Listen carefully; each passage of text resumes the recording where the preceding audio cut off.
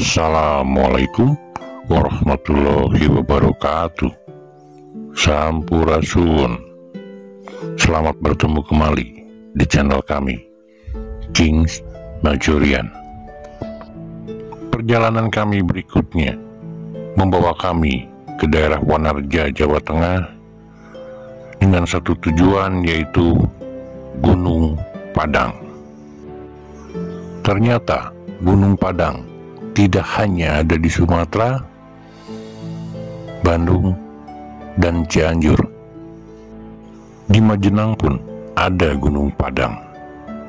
Ketika kami menuju lokasi, kami menanyakan ke masyarakat setempat, di manakah Gunung Padang? Mereka kebanyakan menunjukkan masuk dari desa Salebu.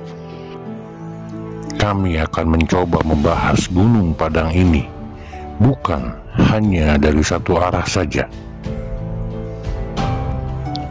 Kita akan mencoba membahas Gunung Padang Majenang ini secara holografik atau dari berbagai arah.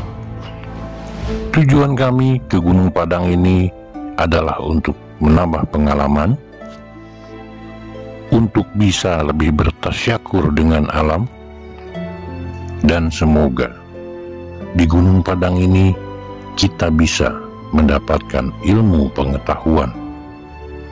Kami menuju ke Gunung Padang bukan mencari emas ataupun harta karun, bukan mencari pusaka, ataupun berharap sesuatu yang berhubungan dengan mistik.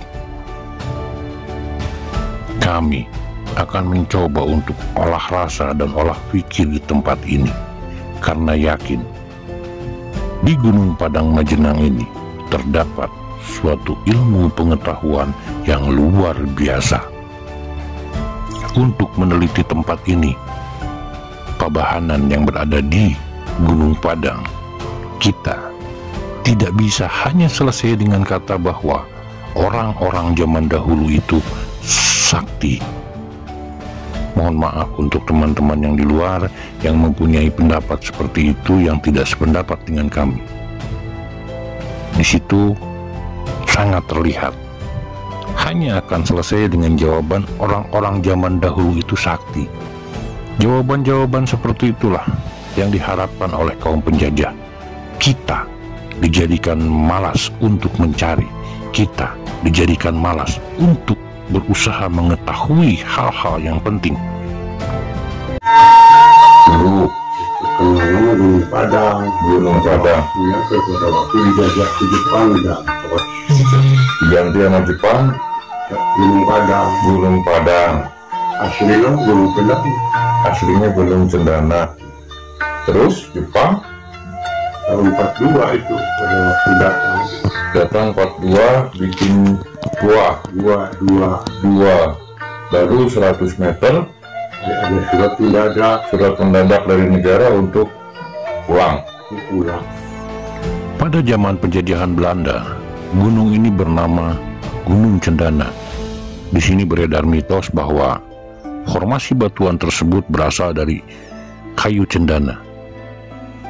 Untuk membangun kerajaan Pajajaran, karena lama tidak dipakai, akhirnya berubah menjadi batu. Pada tahun 1942, Jepang datang ke tempat ini. Jepang tidak tinggal di tempat ini. Jepang hanya datang, kemudian menggali 2 buah gua. Baru mencapai kedalaman 100 meter, penggalian tersebut dihentikan karena mereka harus pulang. Ada surat dari negaranya ketika Hiroshima dan Nagasaki terkena bom atom. Lalu kenapa tempat seperti ini selalu didatangi Jepang dan berganti nama menjadi Gunung Padang? Mereka datang dari jauh dengan tujuan satu teknologi yang sangat-sangat luar biasa. Sementara kita sebagai tuan rumah tidak paham sama sekali tentang teknologi apa yang terdapat di sini. Ada banyak orang yang mencoba menerawang Gunung Padang ini tanpa olah rasa, olah pikir, tanpa menyelaraskan naluri, nalar, dan nurani. Bahkan bercampur dengan halusinasi yang mereka dapat. Ada yang menyebutkan ada semacam gapura di situ, ada semacam gerbang dijaga oleh seseorang yang tinggi besar, dan ketika orang mau masuk harus menunjukkan suatu kartu. Ketika akan masuk, kartu tersebut harus ditempelkan kepada suatu alat yang dipegang oleh penjaga gerbang tersebut, baru kemudian bisa masuk. Yang kami bingung ketika olah rasa dan olah pikir di sana, peradaban yang ada di tempat ini pada zaman dahulu sebelum kita, mereka adalah bangsa yang sangat cinta damai dengan kemampuan kapasitas otak 100%.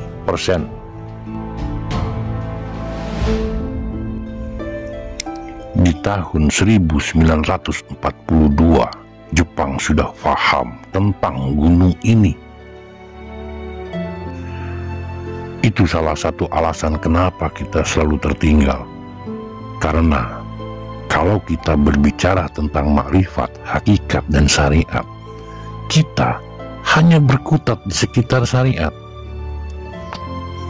Sebagai contoh, seorang menemukan pesawat yang akan dibuat, syariatnya dulu apa makrifatnya dulu?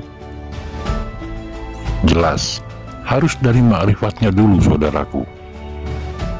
Penemu tersebut harus mengetahui sistem kerjanya seperti apa, bagaimana pesawat tersebut bisa terbang.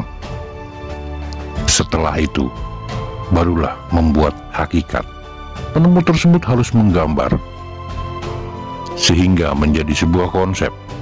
Setelah itu, barulah membuat syariatnya, yaitu sebuah pesawat yang benar-benar pesawat yang sudah mempunyai kemampuan untuk terbang.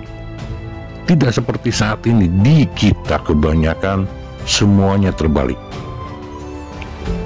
Hanya berkutat di sekitar syariah tanpa mau mengetahui makrifat dan hakikatnya.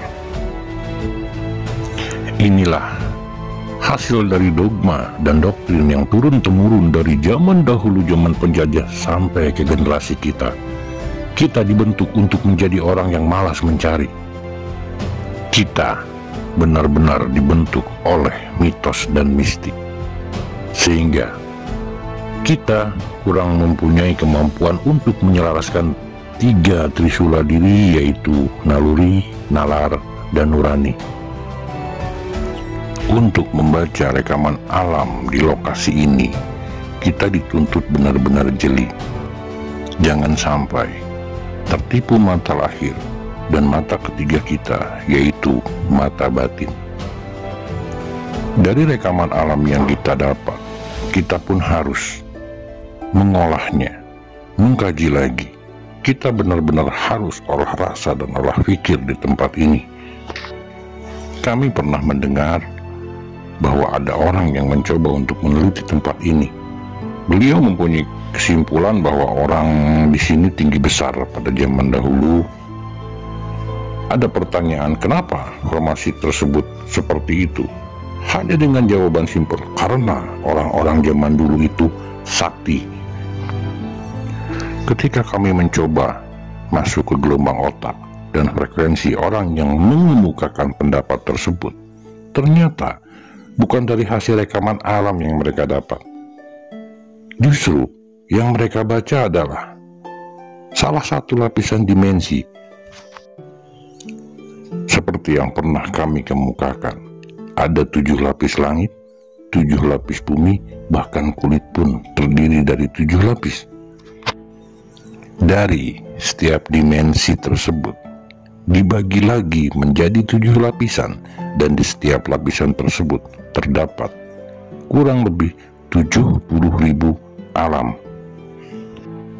Untuk mereka yang indigo di grade akhir dan starseed mungkin memahami tentang lapisan dimensi ini.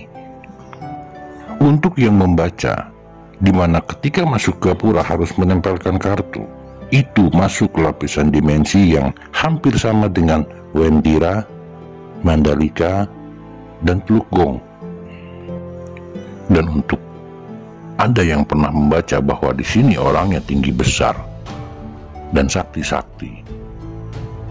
Ini yang sempat membuat kita bingung, lapisan mana yang beliau baca. Peradaban sebelum kita yang ada di tempat ini memang tinggi-tinggi, sekitar 5 meter. Mereka pun mempunyai peradaban yang sudah sangat maju karena mereka memiliki kapasitas otak 100%.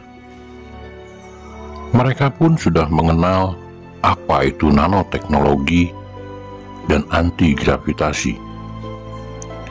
Ini adalah pancuran 7, di mana terdapat 7 mata air di tempat ini. Ini merupakan salah satu sumber energi buat mereka. Di kebalikan mata air ini, tepatnya di bawah pebahanan atau formasi batu tersebut, ada juga mata air yang disebut Cikahuripan atau air kehidupan. Itu merupakan salah satu sumber energi buat mereka, dan energi terbesar dari air yang mereka pergunakan berasal dari air terjun yang berada di bawah Cikahuripan tersebut. Selain sumber energi dari air, mereka pun mempergunakan energi dari tumbuhan-tumbuhan yang tumbuh di sekeliling. Ketika kami sedang olah rasa dan olah pikir di lokasi ini di Pancuran 7, kami sempat diganggu oleh salah satu energi terbesar di sini dari makhluk astral, di mana makhluk tersebut mengharuskan kami untuk menyawer atau melempar koin. Untuk menghilangkan rasa penasaran kami, salah satu tim mencoba menanyakan hal tersebut kepada makhluk astral tersebut. Untuk apa? Apakah koin ini bisa kalian belanjakan untuk beli beras atau dan lain sebagainya? Mereka menjawab tidak. Itu hanya merupakan suatu penghormatan dan penghargaan kepada mereka, karena kebiasaan ini sudah dilakukan turun-temurun dari sejak dulu. Bahkan sempat ada ancaman, seandainya tidak melempar koin, kami akan dicelakakan. Tetapi alhamdulillah, sampai detik ini semua baik-baik aja tanpa melempar koin. Itu kenapa orang-orang yang sudah mengenal ma'rifat di kita agak sedikit kesulitan menjelaskan kepada orang-orang yang sudah terikat dan terpaku hanya di syariah. Itu kenapa pada saat ini di sekitar kita banyak sekali keyakinan bahwa dengan ayat ini kita akan menjadi kaya, dengan ayat ini kita akan keluar dari masalah, dengan mantra ini kita akan menjadi sakti. Tanpa ada keyakinan kepada Yang Maha Kuasa, semuanya nol besar. Kami pernah mengemukakan bahwa ritual tanpa spiritual adalah nol besar. Di lokasi ini, di arah selokan kecil agak naik sedikit, cuma medannya agak sedikit susah untuk kami capai. Di sana terdapat satu dorpal mati. Inilah alasan kenapa Jepang menuju ke tempat ini. Kenapa Jepang menggali 2 goa di lokasi yang sangat sulit dan gak mungkin untuk dijadikan bunker. Ketika kami cek keadaan dorpal tersebut sudah rusak dan mati dalam keadaan bolong. Mungkin pada waktu Jepang kesini, Jepang berhasil mengangkat 1 dorpal dan sisanya akan digali dengan 2 goa tersebut, tapi karena keadaan mereka harus pulang, akhirnya goa tersebut ditinggalkan. Pada tahun 1942, Jepang sudah paham tentang dorpal, tentang teknologi yang maha hebat tersebut. Sementara sampai saat ini pun, orang yang paham tentang dorpal mungkin hanya sekitar 20% saja di Indonesia. Sedikit sekali di kita orang yang mau tadabur. Mau tidak mau kita harus mengakui di kita lebih banyak orang yang mempunyai keinginan harus instan dan tanpa mau berusaha mencari, menggali, dan mendalami. Kita hanya diikat oleh mistik dan mitos, mengesampingkan nalar, membuang logika, yang akhirnya hanya ilusi yang mereka dapat, hanya mimpi yang mereka dapat, dan kekecewaan yang mereka dapat. Kami pun sampai di lokasi 7 makam kuno yang berada di lokasi tersebut. Menurut juru kunci, makam tersebut adalah makam juru kunci sebelumnya yang menjaga makam keramat Eyang Putih. Di lokasi ini pun sama, kami menemukan banyak sekali koin berserakan dan banyak sekali bekas perbakaran dupa. Di lokasi ini terasa sangat nyaman, tenang, dikarenakan anomali magnetik di tempat ini sangat rendah. Tertinggi ada di 36 mikrotesla dan terendah ada di 23 mikrotesla. Di sini pun sama, kami bertemu salah satu makhluk astral dengan energi yang tinggi. Mereka meminta kami untuk menyawer mereka. Itu pun kami tidak lakukan, karena kami kesini bukan untuk menginginkan sesuatu yang instan. Karena penolakan dari kami, beberapa dari tim mendengar suara desisan yang sangat kencang, seolah-olah desisan tersebut keluar dari suara ular yang sangat besar. Ancaman yang sama kami dapatkan di tempat ini, sama seperti ancaman waktu berada di Pancuran 7. Seandainya kalian tidak menyawer, kalian akan celaka. Tetapi kekuatan kita, keyakinan kita hanya satu Sang Pencipta. Alhamdulillah sampai detik ini kami masih baik-baik saja, karena bagaimanapun manusia adalah makhluk sempurna. Sayang sekali, manusia banyak yang lupa arti kesempurnaan tersebut. Banyak sekali manusia yang malas untuk menggali potensi yang ada dalam dirinya. Tim pun mulai melanjutkan perjalanan mencari formasi batu tersebut. Ternyata ketika kami menanyakan Gunung Padang lokasinya sebelah mana, masyarakat setempat lebih mengenal Gunung Padang tersebut dengan keramat-keramatnya. Kami mencoba untuk mengelilingi gunung tersebut sampai 2 kali kami mengelilingi, kami tidak mendapatkan formasi batu tersebut. Di bagian puncak justru kami mendapatkan 2 keramat besar, yang menurut cerita bahwa salah satu keramat tersebut adalah keramat Eyang Sakti Putih. Kami mendengar dari warga setempat bahwa pernah ada salah satu atlet tinju yang datang ke tempat ini yang akhirnya menjadi juara dunia. Ada pula salah satu pejabat yang datang ke sini dan akhirnya menjadi salah satu orang penting di negara kita. Tetapi bukan ini yang kami cari. Yang kami cari adalah formasi batu yang dikenal di masyarakat setempat adalah Pabahanan. Pabahanan berarti bakal bahan, karena mitos yang beredar di tempat ini, di masyarakat setempat, batu tersebut berasal dari kayu cendana untuk membangun kerajaan Pajajaran.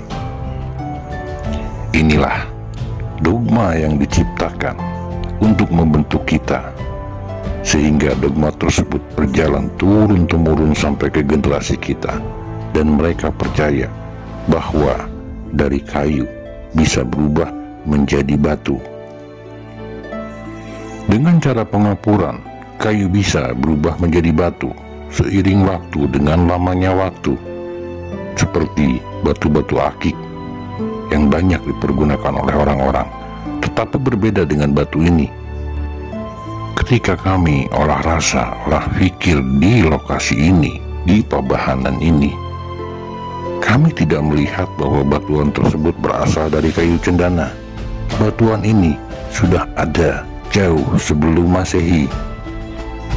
Batuan yang berada di sini adalah batuan dari hasil bentukan. Dari sambungan-sambungan sikunya pun sangat rapi. Batuan yang berada di lokasi ini atau yang disebut Pabahanan sama seperti batuan yang berada di Gunung Padang Cianjur, Gunung Padang Sumatera, dan bahkan batuan tersebut pernah kami menemukan di perbatasan Ciamis dengan Majalengka, yaitu Batu Jahim. Di Cianjur terkenal dengan batu bonang yang saat dipukul mempunyai nada daminatila sama seperti di Sumatera. Di Batu Jahim pun ada batu yang disebut batu kendang, karena ketika dipukul suaranya hampir mirip suara kendang, sama seperti di lokasi ini. Ketika kami memukul batuan tersebut mempunyai nada yang berbeda-beda setiap batu. Batuan ini adalah hasil campuran dari batu dengan logam, dan logamnya berasal dari tempat yang sangat jauh yang saat ini terkenal dengan negara Costa Rica, dan batuannya berasal dari Nusantara ini. Lalu, bagaimana mereka mengambil logam ataupun mengambil batuan dari sini untuk dibawa ke sana pada saat itu? Ketika kami perjalanan masuk ke keramat-keramat sebelumnya, sebelum kami naik dari Limbangan Luhur ke lokasi ini, kami menemukan beberapa portal. Ada dua jenis portal, yang satu portal alam dan yang kedua adalah portal buatan. Portal buatan dibuat oleh peradaban sebelum kita. Lewat portal itulah bisa keluar masuk dengan cepat, kemudian menggabungkan antara logam dengan batuan tersebut. Jepang sudah mengetahui tentang teknologi yang berada di lokasi ini pada tahun 1942. Sebelumnya pun Belanda paham tentang lokasi ini, dan mereka pun paham tentang betapa hebatnya teknologi yang berada di Nusantara ini sebelum kita. Itu kenapa banyak sekali artefak-artefak yang berasal dari Nusantara yang berada di sana. Untuk saat ini, penentuan situs pun harus berdasarkan data dari sana. Itu yang kami dapat ketika kami mendatangi situs-situs. Cuma yang membuat kami sedikit bingung ketika kami datang ke situs A, B, atau C. Dari rekaman alam yang kami dapat, pintu masuk sebelah utara bisa terbalik pada saat ini pintu masuk dari sebelah selatan. Jadi benar-benar sudah dihapus, kita dicetak untuk menjadi manusia-manusia yang percaya dengan mistis, mitos, dengan mengesampingkan logika, hanya dengan hal-hal instan. Tidak percaya lagi tentang penyerapan, penyelarasan, dan penghantaran.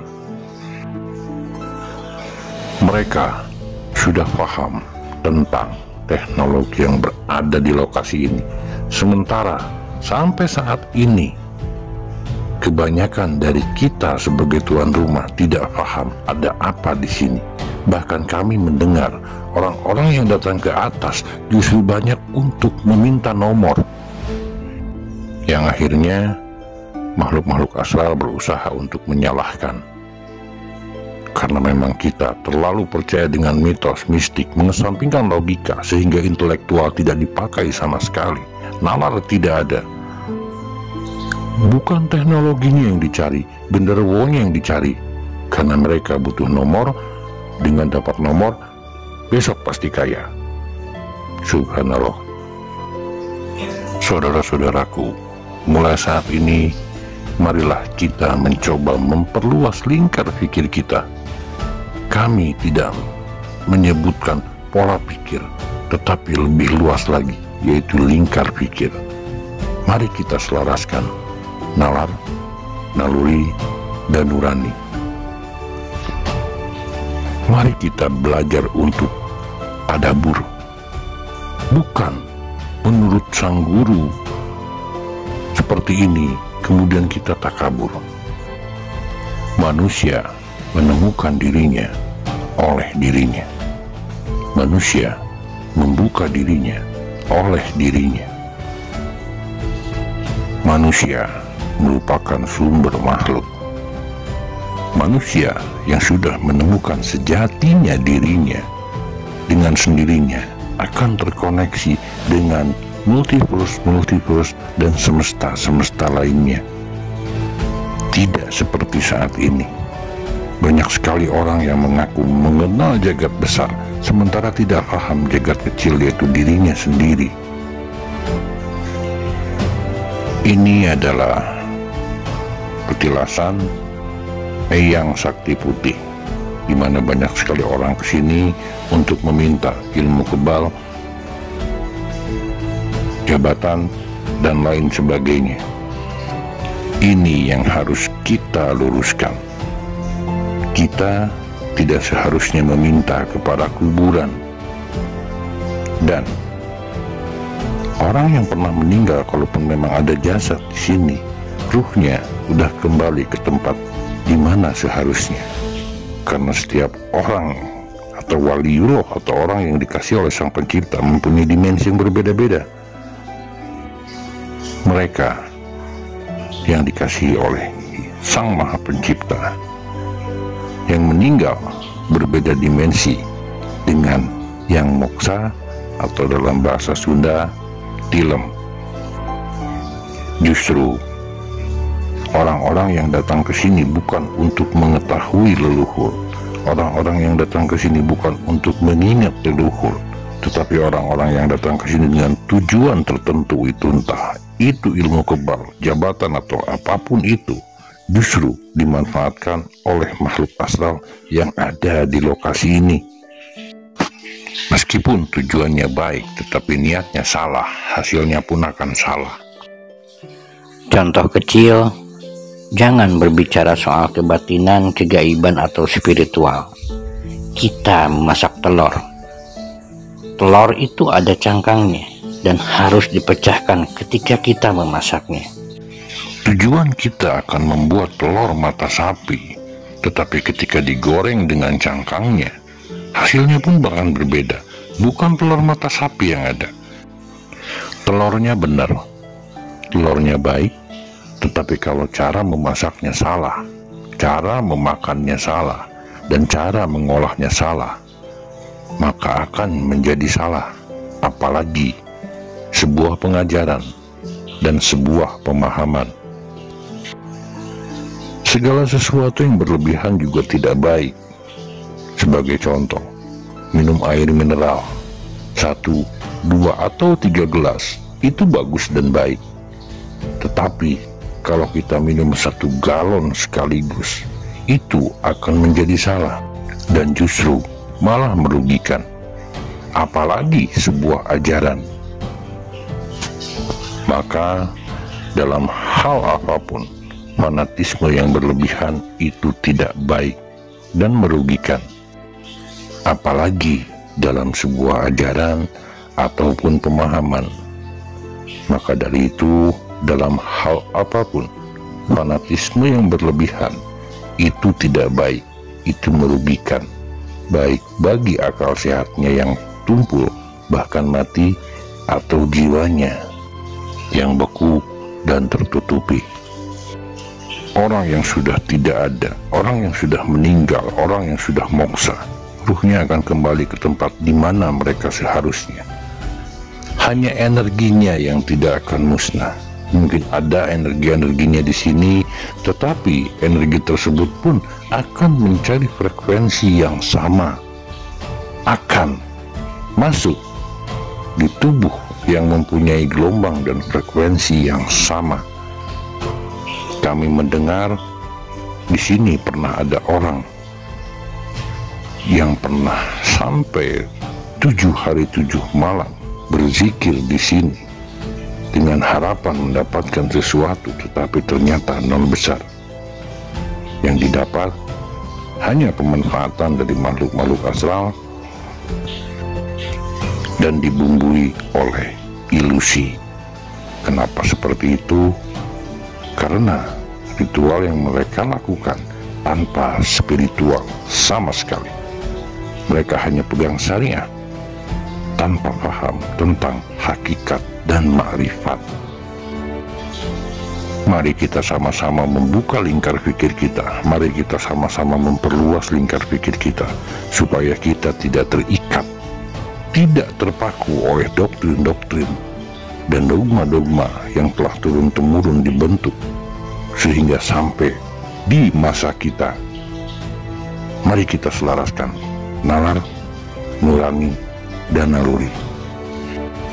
Sejujurnya, karena bulan Ramadan kita saat akan naik ke tempat ini, kami dilarang oleh juru kunci, karena apapun kebutuhannya menurut beliau akan dipenuhi oleh mbahnya dengan cara memanggil mbahnya ke tempat beliau. Tetapi mohon maaf, kami memaksa untuk naik karena kami yakin beliau sudah di tempat di mana seharusnya, dan yang datang ke tempat Bapak Juru Kunci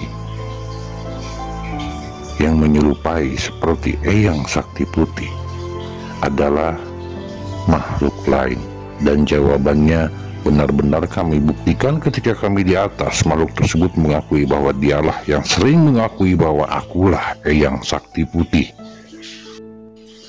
Mohon maaf, ampun paralun, tidak ada tujuan kami untuk sok tahu atau mungkin sok pintar, karena memang itulah fakta yang sebenarnya.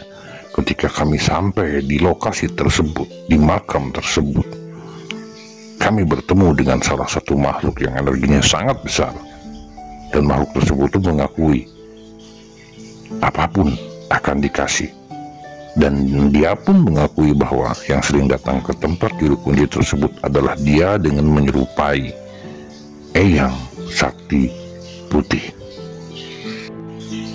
Ini adalah lokasi di mana kami memaksa untuk turun ke bawah, ke lokasi Pabahanan dari puncak Gunung Padang ini. Tetapi kami gagal karena medannya cukup sulit, kita tidak membawa peralatan yang lengkap. Akhirnya kami pun memutuskan untuk kembali, dan akhirnya masuk dari Dusun Limbangan Luhur diantar oleh Ustadz Eko. Terima kasih Bapak Eko, sehat, panjang umur, berkah. Karena waktu sudah cukup sore, kami tidak bisa menuju ke air terjun yang merupakan energi terbesar buat mereka pada masanya. Kami langsung menuju lokasi, yaitu formasi batu tersebut yang dikenal di masyarakat setempat sebagai Pabahanan.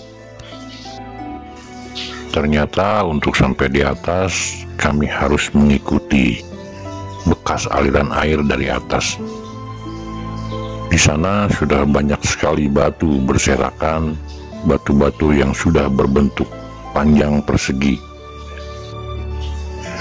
Meski kami gagal menemukan formasi batu ini ketika kami masuk dari Cibeet, tapi dari situ pun banyak sekali ilmu-ilmu yang kami dapat tentang energi yang diambil dari alam. Salah satunya dari pancuran 7, di mana dengan air kita bisa menciptakan sesuatu. Ketika kami naik ke atas, ke bagian puncak, kami pun bisa mendapatkan sesuatu yang ternyata dari tumbuhan pun kita bisa mendapatkan energi.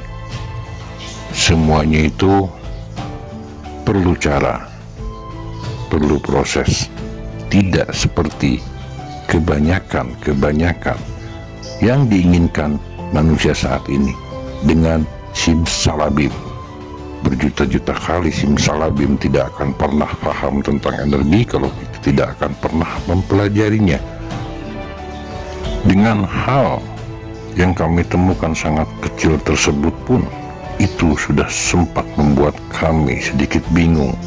Ternyata dari air bisa menjadi sesuatu energi yang sangat besar, bisa mencapai sekitar 3000 volt. Sama halnya dengan tanaman, ketika kami coba di rumah, ketika kami kaji, ketika kami pelajari, dan ketika kami ikuti, hasilnya pun cukup mengejutkan. Terdapat satu energi yang sangat-sangat besar. Untuk bisa mencapai kepabahanan ini, kita mengikuti aliran air dengan tumpukan-tumpukan batu. Ini agak sedikit susah medannya untuk sampai ke atas, karena kanan kiri tidak ada tempat untuk berpegangan. Yang ada adalah tanaman-tanaman berduri yang ketika kita pegang, durinya akan menempel di tangan. Di sini sudah mulai terlihat formasi-formasi batu yang sudah pendek-pendek, karena bagian-bagian formasi yang panjang itu berada di bagian atas. Sekilas bentuknya hampir sama semuanya, dan ketika kami pukul, ada yang berbunyi seperti kita memukul tiang listrik, ada yang ketika kita pukul sama seperti kita memukul gamelan, dan ada yang ketika kami pukul batu tersebut murni bunyi batu. Jadi meskipun bentuknya sama, kandungannya di sini berbeda-beda sesuai fungsinya pada zaman dulu.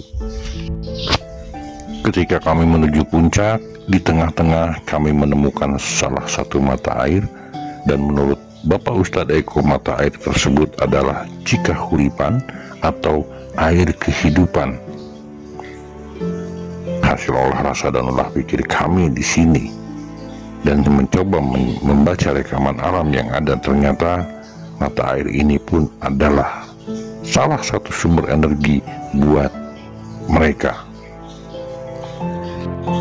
Dari sini, dari batas Cikahuripan ini, orang-orang yang berkunjung ke tempat ini diharuskan membuka sepatu atau alas kaki. Tetapi kami tidak, dikarenakan banyak sekali duri-duri di bawah. Dari tempat tinggal masyarakat setempat di bagian bawah sampai ke atas, di sebelah kanan dan kiri kami melihat ada 3 portal gaib, dan portal itu adalah portal buatan yang dibuat oleh peradaban sebelum kita yang berada di sini.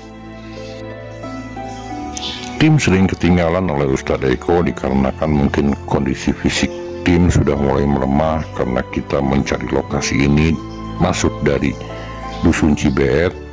Kita memutari sampai 2 kali memutari Gunung Padang ini, dan ternyata pabahanan ini berada di tebing yang menghadap ke Desa Limbangan Luhur. Dari tempat ini, posisi gua berada di sebelah kanan atas. 2 gua tersebut hanya dengan kedalaman 100 meter. Tidak sampai selesai seperti di Gunung Sadu. Gua tersebut sempat digali, dan kemudian setelah mendapatkan teknologi tersebut, Jepang menutupnya kembali. Dari batuan-batuan yang tersusun rapi, ketika kami cek dengan avometer, ternyata ada batuan-batuan yang mengandung listrik. Di saat batuan tersebut kering, batuan tersebut mengandung listrik 0,23 volt. Dan ketika kami di atas, turun hujan sangat deras, kami pun mencoba untuk mengecek batu, dan ketika batu tersebut terkena oleh air, kandungan listrik yang ada di batu-batu tersebut, meskipun tidak semua batu mengandung listrik karena mungkin sudah mati sebagian, listriknya pun naik. Setelah kami cek dengan avometer, kandungan listrik dalam batu tersebut, meskipun tidak semua batu, menjadi 2,51 volt. Bukan emas yang ada di sini, bukan nomor SDSB atau nomor togel lainnya yang harus diminta di sini. Ilmu pengetahuan yang maha hebat yang harus kita gali di sini. Tidak cukup menyerah dengan itu yang akan kami teliti, dikarenakan orang zaman dulu itu sakti-sakti. Semua dikembalikan lagi ke intelektualitas kita. Andai kita mau untuk tadabur, mau untuk mencari, mau untuk mengkaji, mau untuk menggali dan mempelajarinya, semua akan kita dapatkan. Inilah yang ditakutkan oleh mereka pada waktu dulu, para penjajah, bahwa bangsa ini akan menjadi suatu bangsa yang sangat-sangat maju dengan teknologi ini. Itu kenapa kita dicetak dengan dogma dan doktrin yang secara turun-temurun sampailah di generasi kita dengan mistik, mitos. Cukup dengan pamali, cukup dengan tempat itu angker, ada penunggunya, apalagi dengan urusan mistik, selesai sudah semuanya. Ada salah satu bagian dari batu ini yang mempunyai anomali magnetik sangat tinggi. Untuk HP maksimal hanya bisa di 1000 mikrotesla, dan itu pun HP-nya terus rusak, hang, dan tidak bisa dipakai sama sekali. Jadi kami tidak bisa menampilkannya di layar di sini. Kita tidak tahu maksimalnya ada di berapa mikrotesla. Sangat tinggi sekali, karena pada saat mencapai 1000, HP tersebut langsung hang dan tidak bisa dipakai lagi. Batuan ini sudah ada ribuan tahun sebelum Masehi, dan batuan ini adalah batuan yang dibentuk atau dibuat. Jadi mohon maaf kepada siapapun yang mempunyai pendapat bahwa batu ini berasal dari pohon cendana atau dari kayu cendana.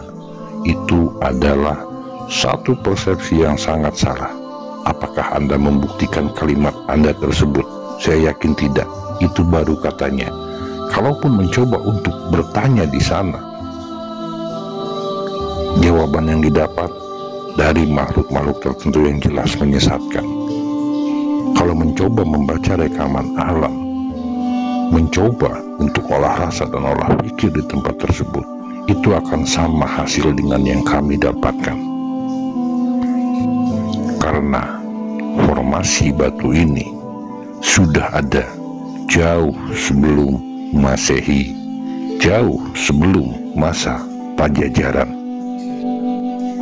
Bahkan beberapa tim sebelum turun sempat melihat sesuatu mirip seperti manusia, tetapi dengan mata yang sangat besar, dengan tinggi sekitar 5 meter, memasuki satu portal di sebelah kiri formasi batu ini. Yang jelas itu bukan makhluk astral, bukan makhluk dari Abdul Jumud, bukan genderuwo, bukan pocong ataupun kuntilanak atau yang lain-lainnya. Mereka adalah bagian dari peradaban sebelum kita yang pernah tinggal di tempat ini. Ternyata di lokasi ini masih ada beberapa portal yang masih aktif dan masih sering dipergunakan oleh mereka.